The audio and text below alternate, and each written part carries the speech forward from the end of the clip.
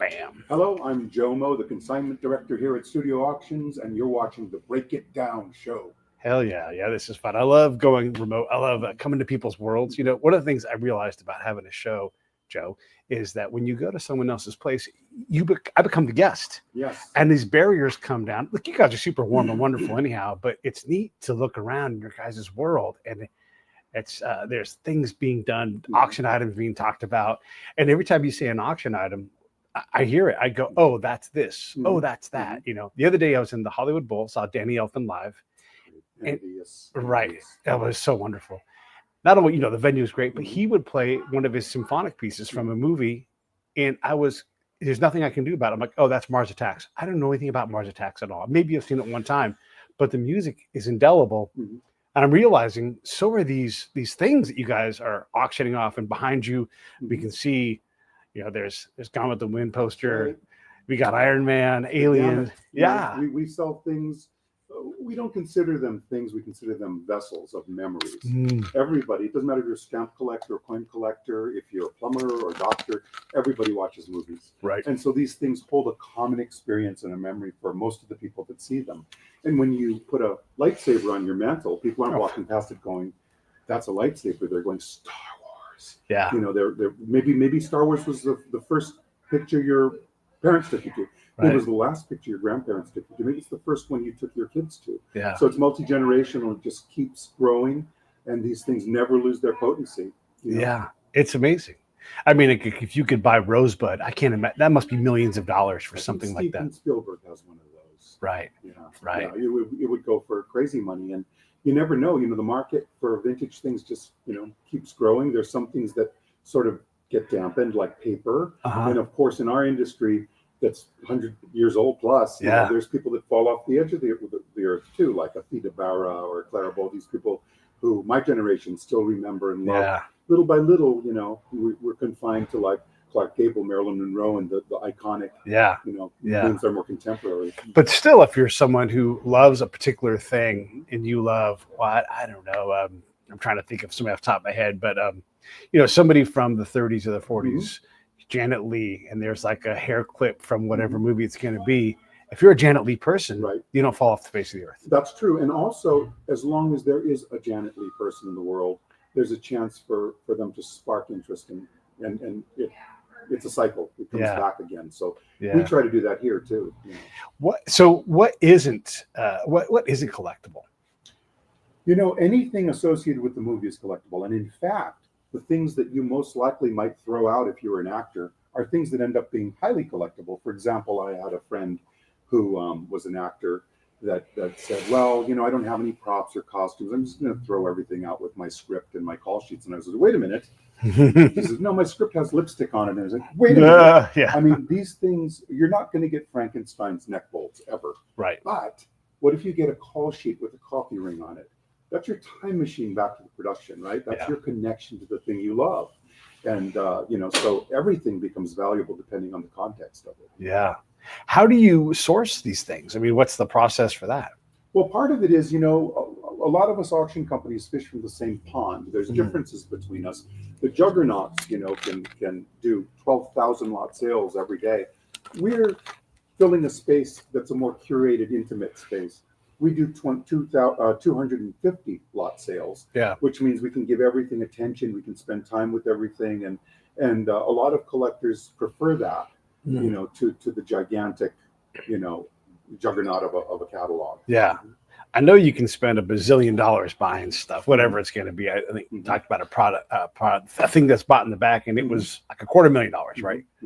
So, what's like the low end? Like if I wanted to buy like a fork from The Godfather or something, what does that cost? The magic of the auction business is it all starts much lower than it may go for, or you may get a great deal. Yeah. The wonderful thing for sellers at an auction is you have a chance to get participation, competition, and way above retail. But the nice thing for a buyer is in a something for everything sale, which is what we try to prevent. You have a chance to maybe get a program from a 1960s Disney film you love for $100. Yeah. And so we range things. We, being a small curated boutique company, we can offer things that are maybe a couple $100. Right. Where another company, their limit may be 5,000 to 7,000 or somewhere like that. Yeah. When you do source something from a movie, is that going back to the executive producers then who fund the movie or the studio or whatever? I mean, some things are private collection that maybe come out, but yeah, right. how does that Well, work? it comes from all different sources. It can come from somebody who loves a production and sought this holy grail item their whole life and finally got it, but are ready to turn it over because we're all custodians, right? We're visiting the Yeah. stuff Yeah. and until the next person gets it. Yeah. Or it can come from a production person who took it, took it home after production, or a producer who's doing their spring cleaning.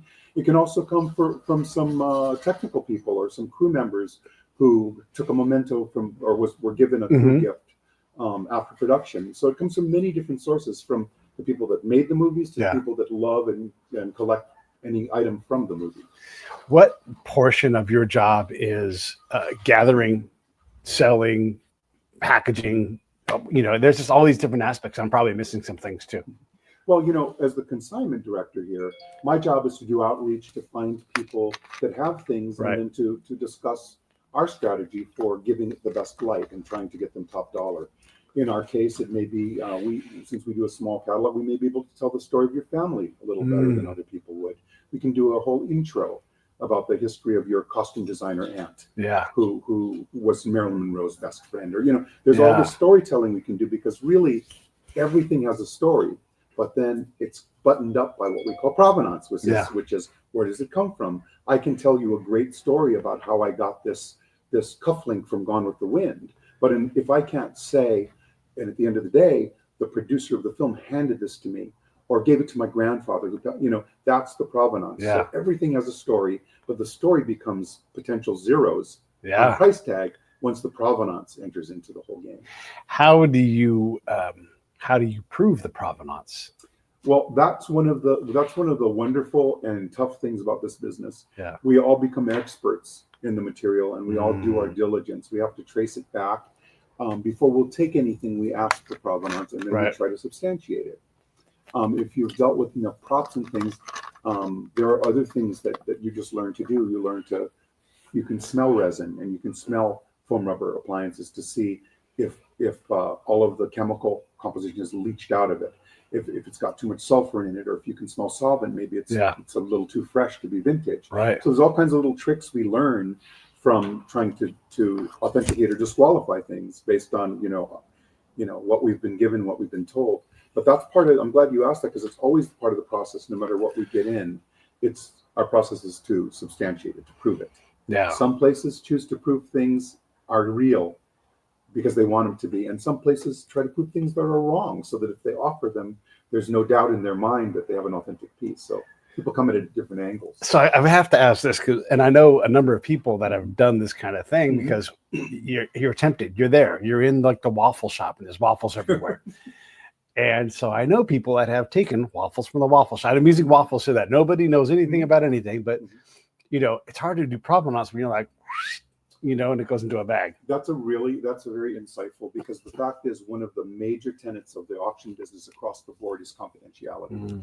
We do not divulge buyers or sellers, right? For many reasons. Yeah. We don't want anybody with a history of buying a certain thing. We don't want to telegraph to people that they're coming after something, because we don't want to make the market keen to that, or aware of that.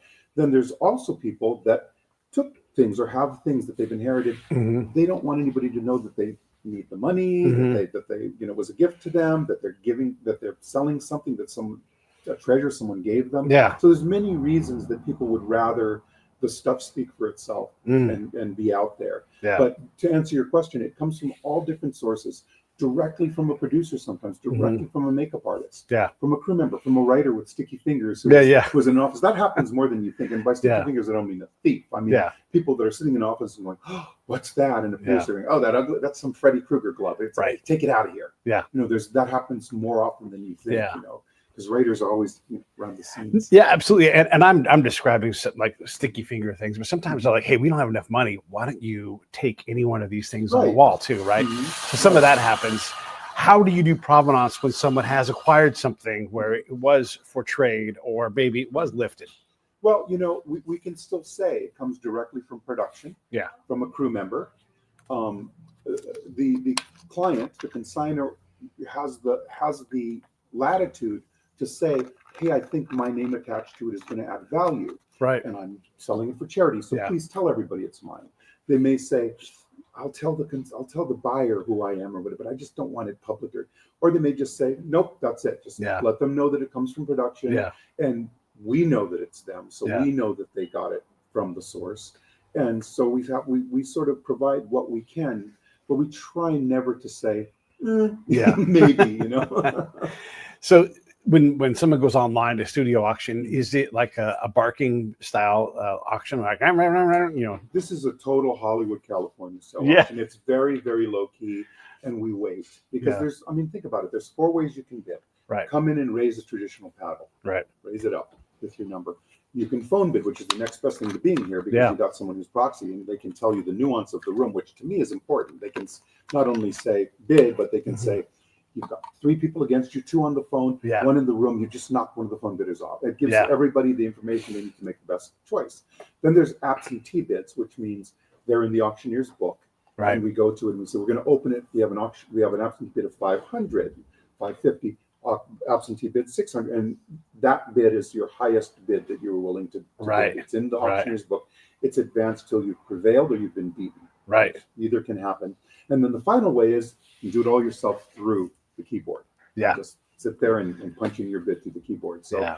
there's a lot of moving parts. So in our auctions, it's very, very, you know, I have 500 online. Is that okay? I've got another bid, 550 on the floor. We're going to wait for internet. You know, Yeah. we're very patient because we know that all the moving parts. Yeah. We need to make it fair for everybody. So we try to move it along. But and also if somebody gets disconnected on the phone or something happens, we'll stop the auction. We'll say, Right. just hold on a second. I got to get my guy back. Yeah. Yeah. Yeah. Or you know, I'm calling France and they haven't picked up. Right. Yeah. No, that's fantastic, and really neat that you guys take the time to allow it to happen. There's still action, though, I imagine, where people get It's fired exciting, especially when a piece is being put up. I mean, depending on how popular it is, it's, you know, there's people that really want it and don't want to let go of it, and they'll keep bidding, and that's what makes the excitement. You know, that by, you know, contrast, there may be something that takes 1 bid. You never know. That's the, you know. up. Yeah. So it's our job to try to create an estimate that doesn't undervalue something, but Right. leaves room for people to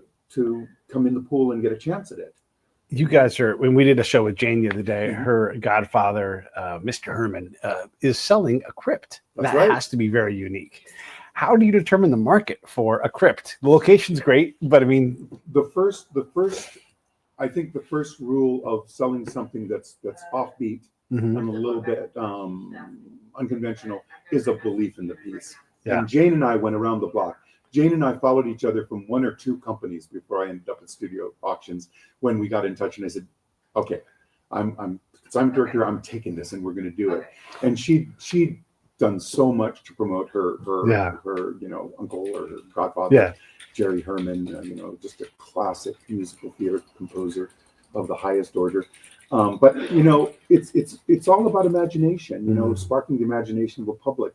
Who wouldn't want? I mean, Hugh Hefner paid at the time $75,000 just to be near her. Yeah. So if he was willing to pay to be there, I hear there's a rumor that somebody who had the crypt above hers asked his wife to make sure to bury him upside down, so he was facing her. So there's all kinds of mythology about it.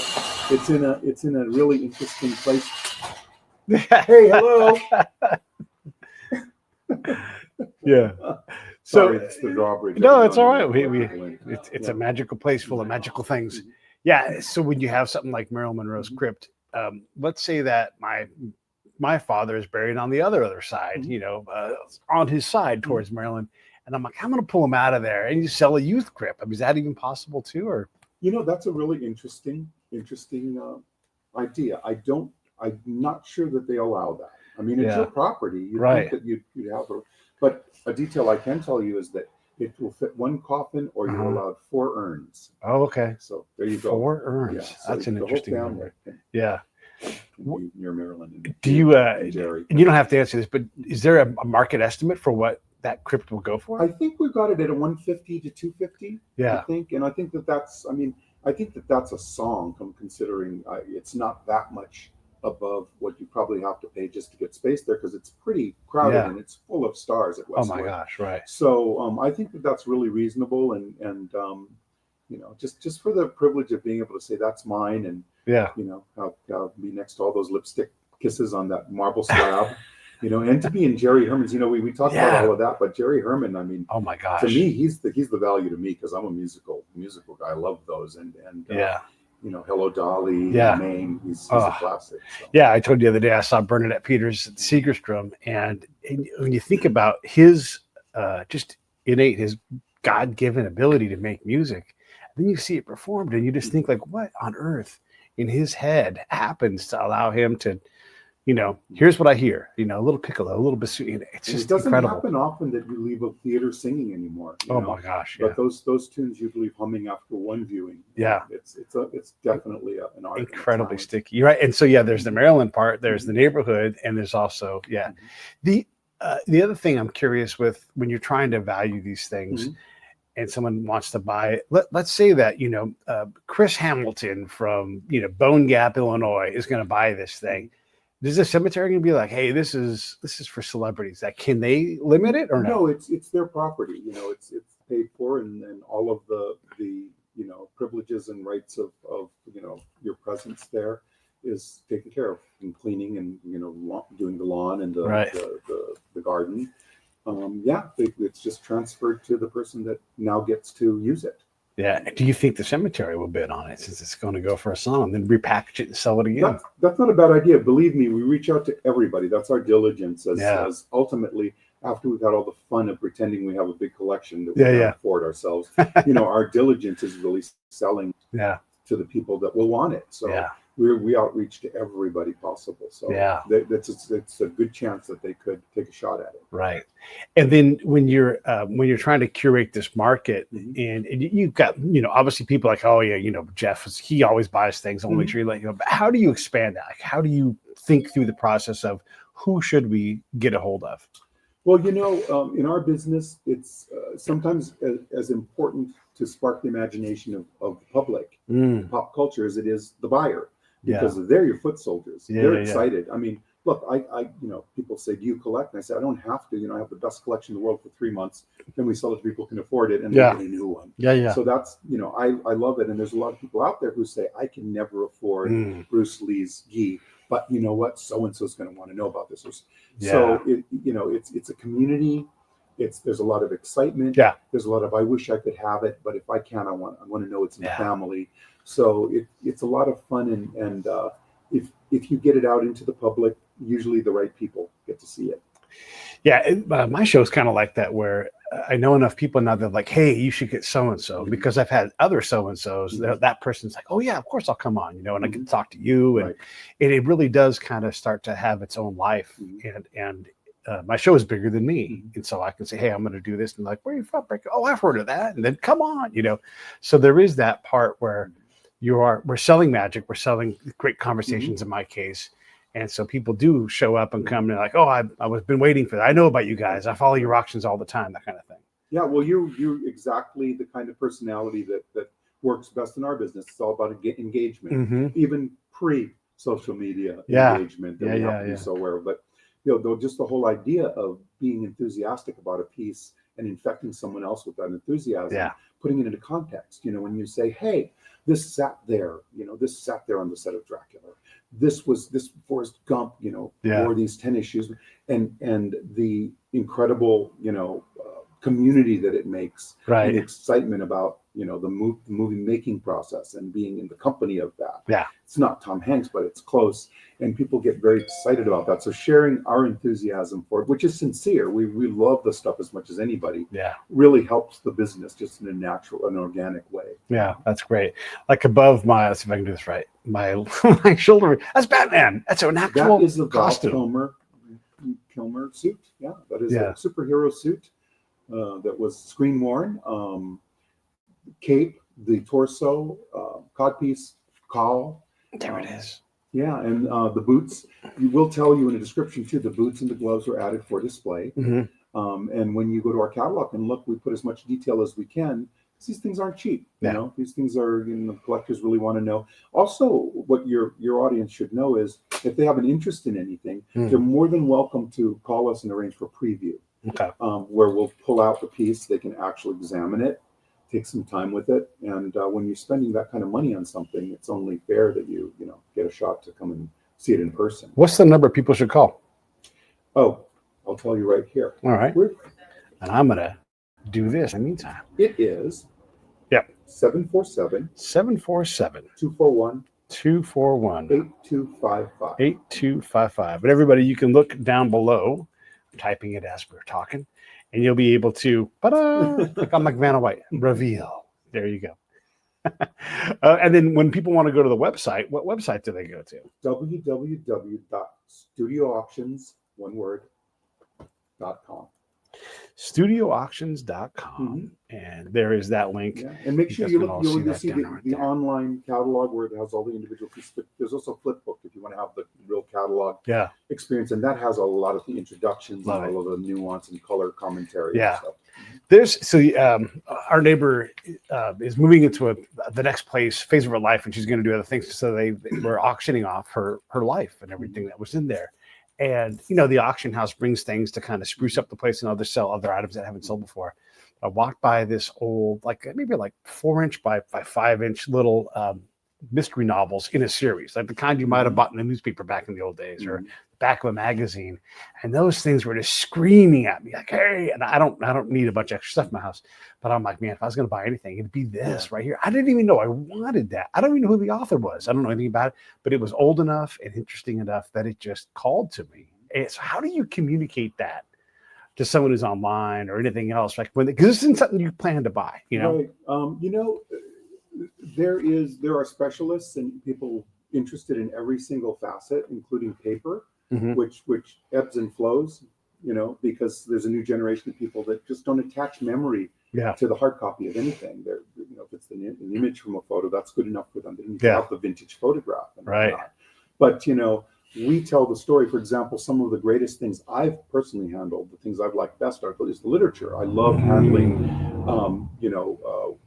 William Peter Blatty's 400 plus page manuscript of The Exorcist with all of his notations as he was adapting it and whatnot. Yeah. Just to go through that, the genesis of the beginning of something that became such a classic movie that I love. So we sell the context of things. Yeah. We'll say things like, this script has actual lipstick or theatrical blood from the scene. You know what I mean? Yeah. There's all of those little touchstones that people that really resonate with people and place them there. Yeah. With this object. I was at an auction one time and they had some Matisse paintings, and I was like, I actually can buy that right now. Oh my God. Because it wasn't that much money. It was like $2,000 at the time I worked in Iraq. So I had a lot of money. And I was like, I should buy that. It was a good thing I didn't, because my life was crazy still. And it probably would have been in a box somewhere and left out in the garage. It was crazy. Yeah. Well, that's true too. But it's a place where you can impulse buy, but Yeah. I mean, you have to, we try to make it so that you have to make an intentional, bid. But people do get swept up. Yeah. And luckily, most of the time people are getting swept up in something they really want to have. Yeah. It's not generally impulse in the way that, oh, that would be looking nice on my mantle. I never thought of that before. I'm going to get it. Let me throw $10,000 at it. Yeah. It will be, I really want to have that. I'm not going to get a shot at it again. I'm going to keep going. I'm going to keep going, and we're careful to tell people at the beginning, please be aware of taxes and all of the things that shipping, things like that. Oh my gosh. We don't want anybody to be, we're here in the happy business. Right. Right. We want everybody to be glad. Like behind you are some pretty big items there. The alien is not the alien, but the Predator is outsized for shipping, so you have to spend a lot of money to get that. Static, and we call it a static figure. There's no moving parts; it doesn't come apart. So you're going to crate it, and it may cost more than you pay for the piece. Right. And people do that. You'd be surprised. People will buy, and people crate things. I've seen people crate, make a $1,200 crate for a $400 vase, and I've seen people have shove a $200,000 costume in a FedEx box. People, people can do what they want once they have it, and hopefully they preserve it and share it. And I know you said you don't really collect yourself because you get to curate the collections, so you sort of always have one. But is there anything that you have bought that sits around it? You know, I came up in the world of collecting with the old school collectors, a guy named Forrest J. Ackerman, Uh, who sort of created movie memorabilia collector. He was the guy diving in dumpsters in the 20s and 30s, grabbing stuff that was meant to be recycled, yeah. King Kong dinosaurs, Right. things like that. And he edited a magazine called Famous Monsters of Filmland magazine. And he was an incredible, generous person. He opened his 800,000 item house to the public every Saturday. You could walk around, and little kids with names that would become famous, like Steven Spielberg and Guillermo del Toro and Rick Baker and Kirk Hammett. All these kids were disciples of his. And he really taught me that, you know, you share it, and there's going to be a time where you either are going to pass it on or you're going to be buried with it. Yeah. And, you know, I'll never forget, I asked him one day when he'd given a really valuable piece to someone. You know, I said, Forey, how can you've taken, you know, it's been with you for 30 years. How can you do this? He said, well, pal, this is the way I think about it. I've taken care of it a long time now. It can take care of me. Yeah. And when I talk to a lot of older people who are thinking about their collection and their estates, that usually rings a bell. You know, they're like, you know, you're right. And then the next thing is, you know, you've got 40 things here. You know, whoever buys these they're going to preserve and take care of it much better than you could. Right. What's the future that you see for this? Yeah. And someone will say, well, I figure my family will probably throw it in a dumpster because they don't care about it like I do, or Sure. I don't know, or I'll give it to a museum and maybe they'll value it, maybe they won't. You know, this is a way make some money for your grandkids, you know, trust fund or Sure. college fund, and have it go on in posterity to be preserved and shared and treasured, just like you did all those years. I don't know if you recall this, but maybe like 20 years ago, Steve Wynn was opening the Wynn Mhm. Casino, and someone was talking to him, and he turned around to show him the painting they were going to talk about, and it's like a Degas or something. And he put his arm through it, and you know, first off, it's insured, Mhm. no big deal. And now Steve Wynn has put his arm through it, so they fix it and everything. Right. But now it's worth more money. Right. So it's like, Right. yeah, that's kind of how you talk about the taking care of these Mhm. things. Who owns it? What happens to it? Mhm. You know, like the Stanley Cup gets passed around, Yeah. it becomes just this priceless thing because of that. And the memory really is in the fact that you got it Right. for the period of time that you had it. Yeah. And with the collectibles, the idea is you've done your time with it, you know. Yeah. And none of us own anything because it all stays behind, you know. Yeah. And so when is the right time for you to pass it on to someone who's going to have the joy that you had all these years, you know, having it, and maybe you take a trip to the Bahamas or something. Yeah, or more. I was listening to a show talking about the Apollo 15 astronauts that got in a little bit of trouble for bringing stuff up into space. It's like, hey, that's government access. Costs money to put that stuff up there. But all those guys had a little stash of things, and most of it was legal.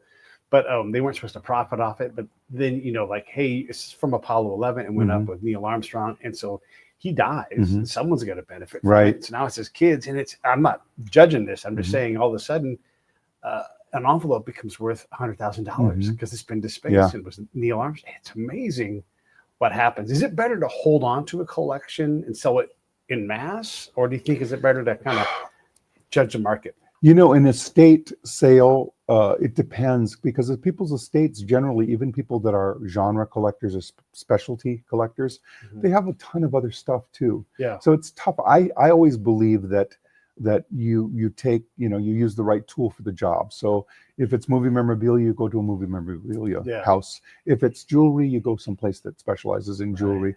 Many of us do multi-platform, you know, and different disciplines and different specialties, but they're definitely, you know, one of the nice things about this business is it keeps you honest. Yeah. If they're not 100% happy, you don't get to be your percentage of happy. Right. So you want to be above board and honest, and it doesn't help you to take something that you can't do best for. Right. So having worked at all the major companies, basically, I'll tell people sometimes, that's not you'll do better with my friends, you know, and they do that for me too. So it's a really nice community as well, even though we're highly competitive. Yeah. And, you know, thumbing our noses at each other often. You got to, you know, we also, our common charge is to take care of the consignment. Right. So. And is there a company that takes care of cars in general? Because there's so many cars. Yeah, there's specialty car, you know, in the last company I was at Bonhams, they had a car division, and many places specialize in, you know, in really high-end cars. Right. I know we're talking about a crypt coming up. What else is like that, where it's just like an odd thing where you're like, let me think about this? Well, you know, last sale we had a Excuse me. Yeah. Sorry, I'm a little froggy. Yeah. So right, everybody gets a little fun here. Cheers. Make sure you go to the Break It Down Show, breakitdownshow.com, click the PayPal link, put a little subscription in there. That'll help out old Pedro as I go on the road. All this stuff costs money. So It does. Great. Yeah. So we were talking about crazy things. Yeah. Well, the last sale we had a couple of license plates. One Mm. said movies and one said cinema. And in LA, those are the only, there's only one copy of those, and you can buy them. Title can be transferred. You can put them on your car anywhere. Yeah. But people have spent millions of dollars on. I think the crypto license plate sold for a few $1 million. Jeez. So you never know. And then there's the challenge of trying to find the market for it. Yeah. Because someone's going to want it. Can you get to that person? Yeah. So being a boutique company, we can take a lot of chances on some stuff.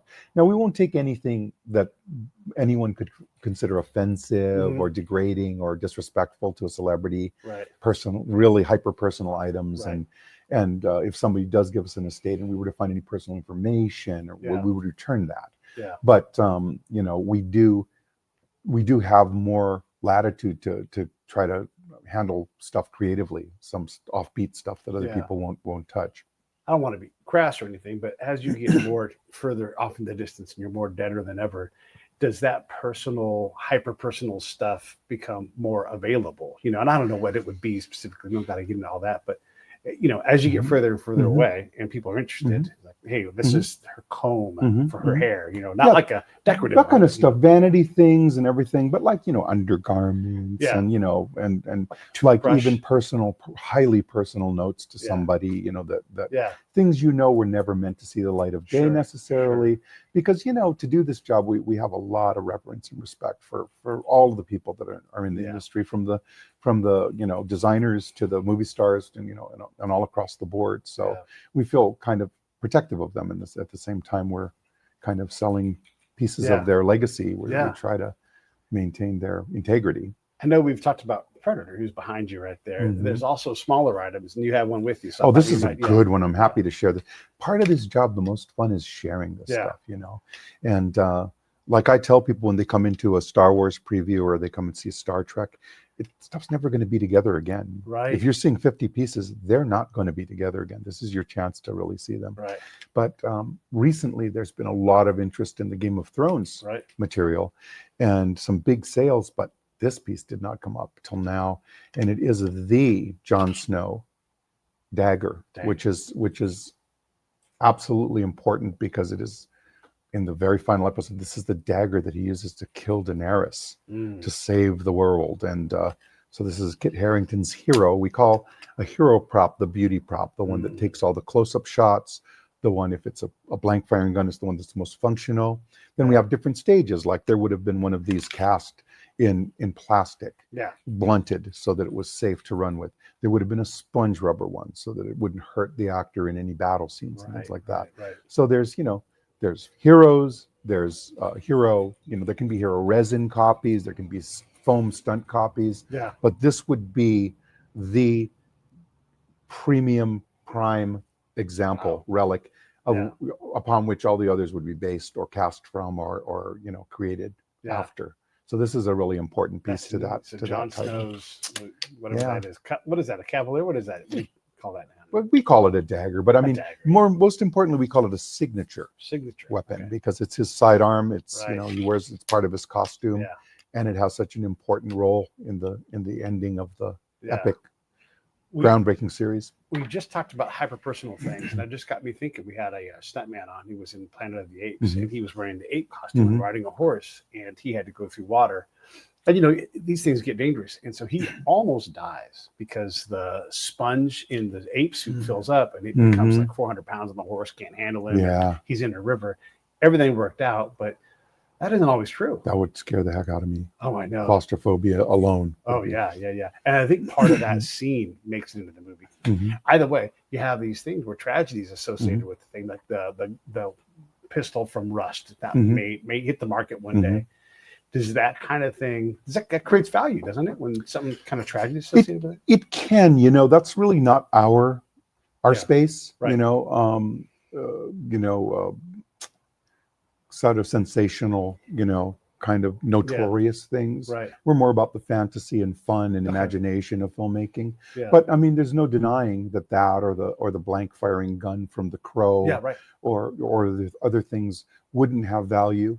I guess if enough time passes, they're relics. Yeah. I mean, in historical, I mean, I think Roosevelt was the one that had the attempted assassination. I remember when I worked at Profiles in History, I think that they'd sold the gun that shot him as well as the folded up speech that saved him with the bullet hole in it in blood. So, I mean, that kind of stuff as historical, memorabilia and historical, objects.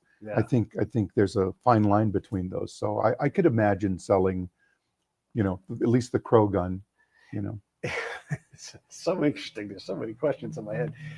So I was watching, I don't know if it was the most recent, but the Mission Impossible, where Tom does that stunt off the helicopter onto like the bag of cargo, that cargo net with a box or whatever it was in it. Is that valuable, or is that just anything we call screen used? Yeah. Anything that you can screen right? match, Right. that you can show being used. Yeah. It adds a zero. I mean, it adds value to it, Right. because it's not only reminiscent, but it's there. Right. And it was present during that scene, Yeah. which may be your favorite scene ever, Right. So Right. yeah, I mean, anything screen used, that's kind of the gold standard of this business. Screen used, screen matched. Right. Because they make so many multiples of things. It can be screen used, but sometimes you get the one where you can match the scratch or the groove, and the wood grain, or on a costume, the plaid pattern, where the polka dots land on the costume as there were. There's all those little details that we look for that can really add value to things. Who are the stars or the movies that really are hot right now? Like what jumps out? Multi-generational titles. So, Star Wars, Star Trek, Indiana Jones, Back to the Future. More currently, Alien, Predator. The horror movies always do great, and Halloween, and Nightmare Before Elm Street, Nightmare on Elm Street, right, and Nightmare Before Christmas. That is a seasonal, chestnut that people never get tired of, and that's the kind of thing. I say it goes out and it doesn't come back. Right. There's some things that we can sell that are going to rotate in 5-10 years, but for some reason, Nightmare Before Christmas stuff, it goes and it sticks.